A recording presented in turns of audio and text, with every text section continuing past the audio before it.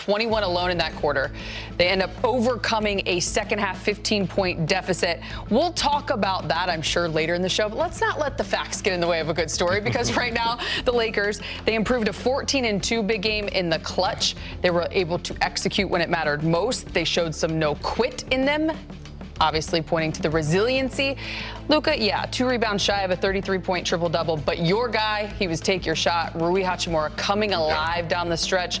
LA improves to 2-1 on this 8-game Grammy road trip. Still thinking about, we should have won that Clifford game. I'm still thinking it would have been a sweet 4-in-a-row branch, but nevertheless, the Lakers did do what they had to do to regain their momentum or get their chemistry back after that Clipper loss. I thought the start of the game was really, good for the Lakers. They got out, they got some good shots, they got some good defense. The ball was moving, Rui was knocking down shots. But then that third quarter, they kind of collapsed and let Williams get to the bucket and get the lead back. But hey, they met the challenge, got it back together in the fourth, and executed well and spread the ball around. And Rui got hot again, and they were able to. And I think Hayes did a good job, protecting the rim. Marcus Smart had some plays where it kind of ignited them, and they just collectively did what they had to do in the fourth. But that third quarter, man, I was really upset with that third quarter. But it happens, teams come back, but it's how you react and recover, and they were able to do that. James, Alley, I'm not going to lie. I looked at these standings about 2 minutes into the fourth quarter. Figured out the Lakers lose. They would drop to 7th in the West, below that line. They'd be in that play-in tournament field.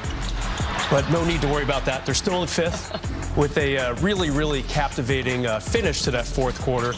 Allie, how do you beat a downtrodden Dallas team at home? How about a 37-point fourth quarter by the Lakers? That's going to help you. And you alluded to Rui. To me, Rui's the X factor tonight. He absolutely won this game for them. The 4-point play followed up with a 3-pointer. He has not been hitting from deep this entire month. Remember, he was hurt, missed some time, lost his starting job. This is a big kudos to Rui game. 17 points. It's his best output since the first week of December, James. I mean, he hasn't played this well in a long, long time. And granted, he hasn't been himself physically. But tonight, wow, if they can get production like this from him, night in and night out, and the clutch part of it too, those 7 points in the final few minutes. Rui should get the game ball tonight for sure. No doubt. 17 points, 6 of 13 from the field, 4 of 7 in 27 minutes of action for Rui. But for now, let's head back to Dallas. Marcus Smart is with Mike Trudell. Marcus Smart, what a swing, I guess swings that we saw in this game, right? You have the excellent first half, then the rough third quarter. What did it take in the fourth quarter to turn things back in your favor? It just took for us to lock back in. They came out, we missed a lot of easy shots, and I think they kind of got to us a little bit on the defensive end to where, we appreciate you. We was concerned about that, mad at ourselves because we can't miss those. And, they went on the run, and we did a good job of sustaining it, coming together and collecting ourselves and coming out with the win. A number of key plays in crunch time from you. One of them, the offensive rebound.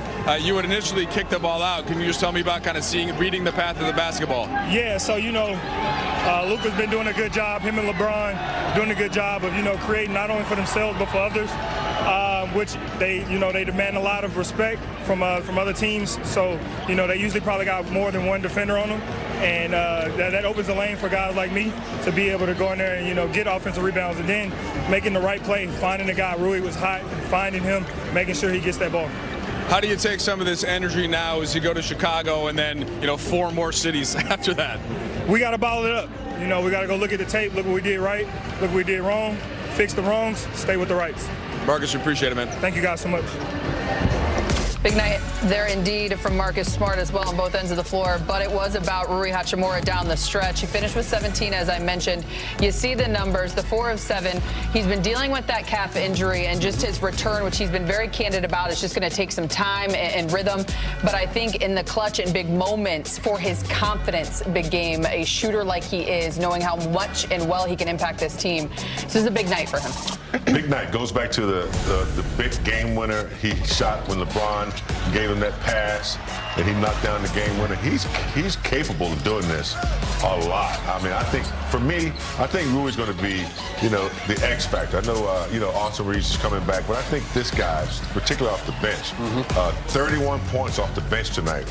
We were wrong. I didn't think they would get plus 20, but they were both. Rui came in and took care of that. So if he can continue this, I mean, he is a versatile player, shoots the three, can shoot the mid-range, physical player, and tonight he demonstrated exactly what we've been looking for out of him. Trade deadline 12 days away. Not to belabor the point about Rui, but if they get this production from him consistently, and he came off the bench plenty in his time with the Washington Wizards, maybe they don't need to worry about getting a bench scorer. They still got that one empty roster spot, alley, so they can go fishing for either a defender or a bench guy, unless, of course, they do a 2-for-1 trade or something like that, open up another roster spot. But bottom line, great game by Rui. On a kind of a weird night for the Lakers. You know, they were up a lot. They had a great first half. We were saying how poor they've been in the first half the last couple weeks, getting outscored by about 10 points every first half. But great job tonight. And then they really faded that third. Very impressive finish for them on a night where DeAndre Ayton, James, the second best field goal percentage guy in the NBA, 4 for 16 tonight for DeAndre. Hey, Rui more than made up for that, that's for sure. He sure did. I think, like we said, we didn't think the bench would get plus 20, but that was a big plus. And I just thought that, they kept it together. Normally when a team comes back on you, and Dallas had the momentum in Dallas, yes. Williams was getting layup after layup, and it's just like they were going to lose it. But they kept it together, realized that they needed not lose 2 in a row, and they executed down the stretch. And, they showed some poise, and that's what they needed. Coach D. Fish was seeing if he could get more eligibility for Crespi out of Williams, because he was incredible tonight, let me tell you. We weren't too far off from our pregame predictions when it came to Luka Doncic. He's averaging nearly a triple-double, 33-point triple-double versus his former team. And tonight, big game, he had 33, 8 rebounds, 11 assists. We thought he'd have maybe 12 this time around, but he was the second highest plus-minus guy at plus 18. He got to the free throw line. Plus 14, plus-minus for Luka Doncic. That's plus 18. 18. Mm-hmm. That's good production for him, because not only is he getting 33 points and 11 assists and 8 rebounds, he is, getting to the line. He's, controlling the game. He's getting other people involved, the pace, all of that. So this is a complete game for him going back into Dallas, and an emotional game for him anytime he goes back to Dallas. But getting to the line, you said 14 out of 15 times? Yep. That's some awesome Reeves stuff right there. Shocker here, James.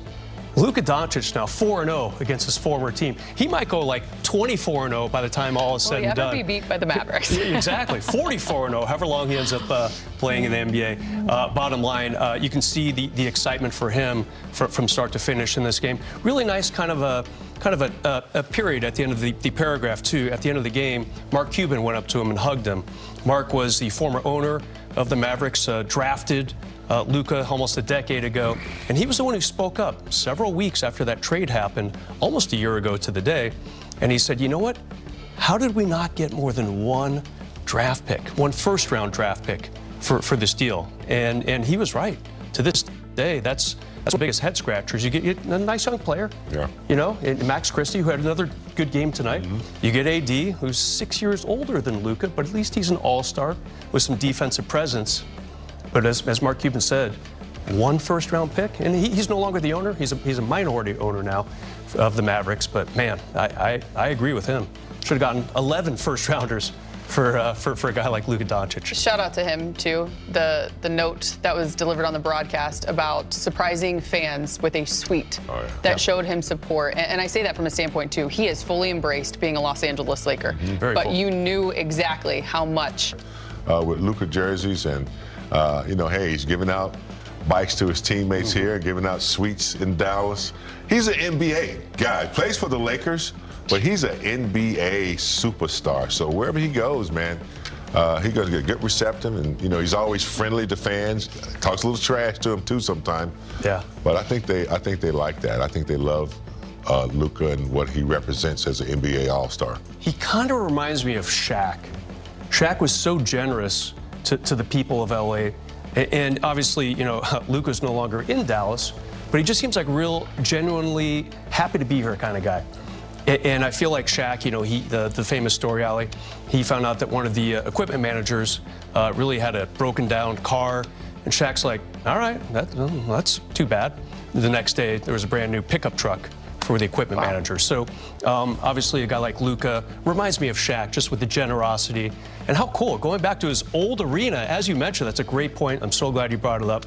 And saying, hey, I respect the fans here, especially the ones who supported me after the trade. I'm going to get you all in a suite tonight. Look, if anyone's car breaks down here, Luka got them all e-bikes.